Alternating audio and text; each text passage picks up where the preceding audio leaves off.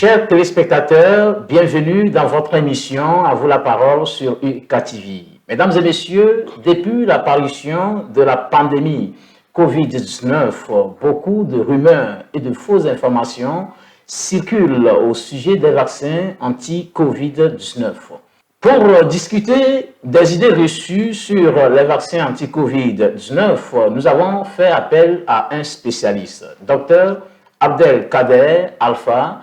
Il est le directeur préfectoral de la santé de la COSA. Monsieur le directeur, bonsoir. Bonsoir, docteur. Merci d'avoir accepté notre invitation. C'est moi qui suis honoré pour cette invitation. Docteur, nous parlons ce soir des idées reçues sur les vaccins anti-Covid. Quelles sont ces idées liées à la pandémie Covid-19 et ces vaccins? Merci beaucoup. Alors, vous savez, ça a été une des épidémies donc, où il fallait, non seulement il faut gérer la maladie en tant que maladie, donc éviter qu'elle décime nos populations, mais également il fallait gérer aussi ce que nous avions appelé les infodémies. Donc, les informations qui tombaient beaucoup trop, d'accord, surtout aux aires des réseaux sociaux, avec les WhatsApp, les Snapchat, en tout cas, il y avait beaucoup d'informations qui circulaient et il fallait que nous puissions vraiment faire la part des choses entre ces différentes informations, les rumeurs également qui naissaient dans nos communautés. Et donc, lutter contre la maladie, mais aussi lutter surtout contre l'information, parce que comme on l'a dit, ceux qui ont la bonne information, forcément, ils vont nous aider à mieux lutter contre la maladie. Et donc, ça a été vraiment un des défis par rapport à la gestion de cette pandémie. Alors, vous n'êtes pas sans savoir que les gens, pour certaines personnes, c'est une maladie purement inventée, elle n'est pas réelle, elle n'est pas vraie, et d'autres sont partis même jusqu'à souhaiter qu'on les présente un peu les victimes de ces maladies-là avant qu'ils ne croient à l'existence de ces maladies. Donc, il fallait vraiment les convaincre, leur dire que mais quand les gens mouraient d'autres maladies, par exemple, est-ce qu'on demandait à voir les cas avant de croire à la maladie qui a tué la personne. Donc, il est question ici de pouvoir vraiment gérer ces rumeurs-là dans la communauté avant de les faire comprendre vraiment que le traitement réellement existe. Parce que, comme on le dit, les antivax, ça ne date pas de coronavirus, de la pandémie à coronavirus. Il y a des gens qui sont vraiment anti-vaccins dans le monde, surtout dans le monde occidental. Mais c'est vrai que nos pays aussi commencent aussi par réfléchir un peu comme ça. Et les gens nous parlaient un peu d'un complot, d'accord, d'un complot pour pouvoir éliminer la race africaine. D'autres même sont partis jusqu'à dire que quand on te vaccine, par exemple, tu peux devenir un cochon. Des gens ont circulé de telles informations. Et donc, c'était vraiment ces idées-là qui sont reçues. Et il était vraiment important de faire vraiment la sensibilisation, comme ce que nous sommes en train de faire grâce à UKTV aujourd'hui.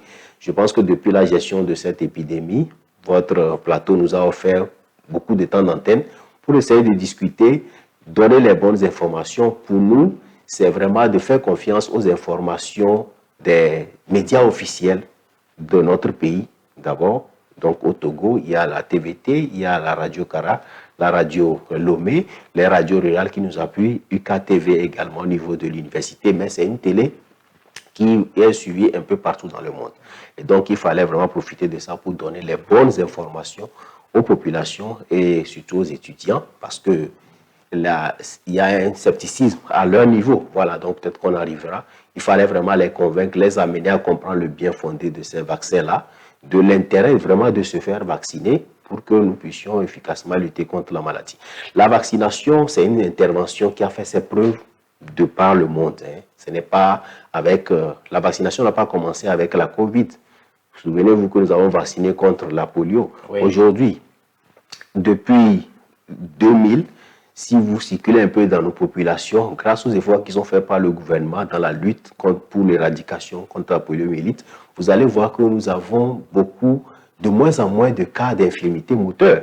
Voilà. Donc, c'est dire que l'adhésion que la population a fait vraiment par rapport à cette stratégie vaccinale-là, c'est ça qui nous permet vraiment d'avoir ces résultats.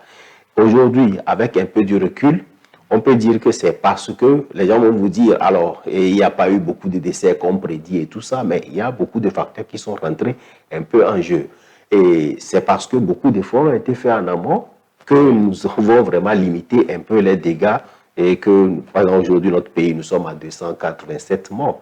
Mais depuis pratiquement 6 mois, même 1 an, les morts, c'est beaucoup plus observé chez les personnes à risque, comme je l'ai dit, peut-être ceux qui ont refusé de se faire vacciner, mais qui sont porteurs de maladies chroniques. Et à ce jour, je peux vous assurer que même les cas graves, en tout cas à l'intérieur du pays, les centres de prise en charge sont vides.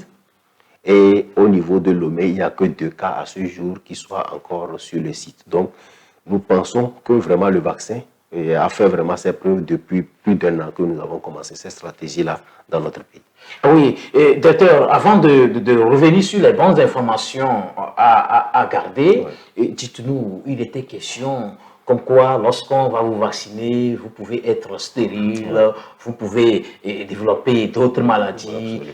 Dites-nous, ce sont des rumeurs ou véritablement c'était une vérité? Non, non, ce sont des rumeurs. La preuve, nous avons été vaccinés, nous sommes les premiers d'abord que le gouvernement a autorisé d'être vaccinés pour pouvoir lutter, d'accord, aider les populations. Donc, ça fait quoi, depuis mars que nous avons reçu les doses et je peux vous dire que moi actuellement j'ai déjà reçu même ma dose additionnelle par rapport aux espacements des doses que nous avons reçues. Donc, c'est dire que toutes ces idées-là sont des fausses idées. Et au départ, les gens ont hésité même à faire vacciner les femmes allaitantes ou bien les femmes enceintes. Mais je peux vous dire que nous avons vacciné des femmes allaitantes et des femmes enceintes dont les enfants ont bien grandi à ce moment. D'autres même portent actuellement d'autres grossesses. Donc, c'est dire que vraiment c'était une fausse idée par rapport à ces informations-là. Le vaccin n'a jamais rendu quelqu'un stérile. Alors, il faudrait peut-être faire d'autres bilans pour être sûr que, mais dans ce cadre précis, nous n'avons pas eu de cas de ce genre-là. Comme je l'ai dit, des femmes sont tombées encore à nouveau enceintes. Monsieur le docteur, pour nous résumer, quelles sont les bonnes informations à savoir, surtout lorsqu'il s'agit des vaccins anti-Covid? Non, la bonne information, je pense qu'on fait bien d'utiliser votre plateforme. Et donc, IKTV, c'est un temple du savoir. Oui. Et on ne peut pas se permettre de dire n'importe quoi. Voilà. Là-dessus, si vous-même vous nous prêtez vraiment votre plateau, c'est que les gens doivent retenir que le vaccin, c'est une très bonne intervention qui a fait ses preuves jusqu'à présent. Et il faut dire que les pays qui ont commencé vraiment la vaccination, notre pays fait partie pratiquement des premiers, mars 2021.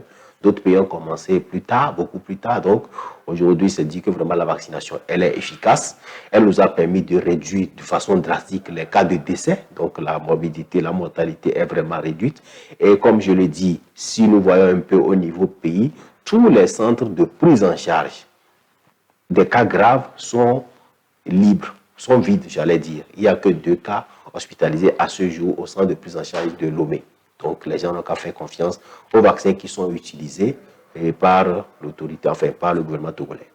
Monsieur le docteur, nous tirons pratiquement à la fin vos conseils pour finir avec ces idées reçues, pour que ceux qui prennent encore les pas à se faire vacciner puissent le faire afin que nous soyons tous protégés.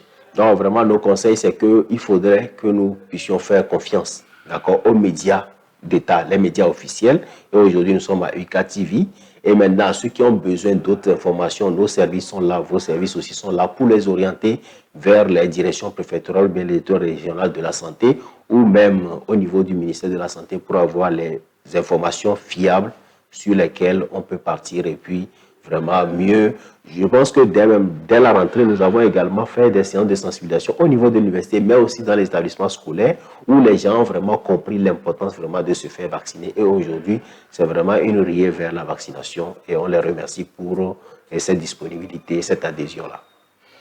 Monsieur le directeur, nous sommes à la fin de cette émission. Je vous remercie pour votre disponibilité et pour vos conseils.